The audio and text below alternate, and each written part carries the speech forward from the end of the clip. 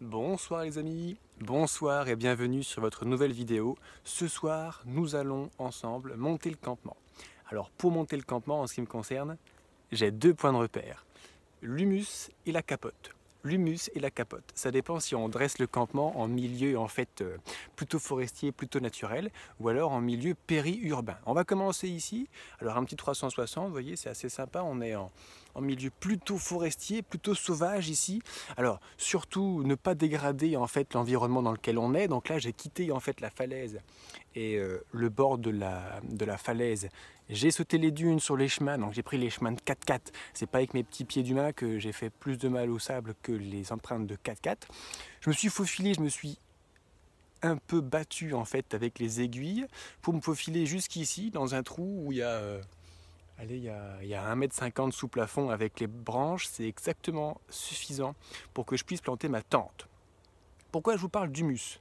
Parce en milieu sauvage, pour voir le zone d'exploitation ou de fréquence des humains, je regarde un petit peu l'humus qu'il y a au sol. Voilà, là, il y a 10-12 cm de feuilles mortes, c'est tout doux. Donc ça me ferait un super matelas. 2, il n'y a jamais personne qui passe ici. Et ça, pour moi, ça va être un facteur positif pour passer une bonne nuit. Ensuite, deuxième chose, la capote. Eh ouais, la capote. En zone urbaine, périurbaine, la première semaine de France-Iberia, c'était franchement comme ça que ça se passait. Il fallait s'éloigner le plus possible des habitations. Alors, dans un premier temps, on voyait les habitations des clochards, avec les sièges, tout le bordel qu'ils ont accumulé, leur mobilier de clochard. Ça, il faut s'en éloigner. Ensuite, typiquement, vous trouvez un petit peu plus loin les bouteilles et les mégots. Donc là, voilà, c'est les alcooliques, c'est les jeunes qui viennent se bourrer la gueule dans les bois.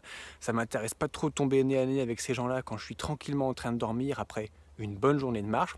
Et ensuite, troisième stade, il n'y a plus que des capotes. Ça veut dire qu'il n'y a plus que les amoureux, que les amants qui viennent là. Et les amants qui viennent faire l'amour dans la forêt, ils sont là parce qu'ils veulent être tranquilles, ils ne veulent pas être dérangés. Et bien ça tombe bien, moi aussi c'est mon objectif, être tranquille et pas être dérangé. Donc lorsqu'il commence à y avoir plus que des capotes par terre, et ben ma foi c'est bon signe, pour moi c'est un facteur de passer une bonne nuit tranquille. Voilà, pour avoir un bon campement et la sérénité, deux choses à retenir, l'humus et la capote. Merci d'avoir suivi cette vidéo les amis, je vous dis à très bientôt, au revoir.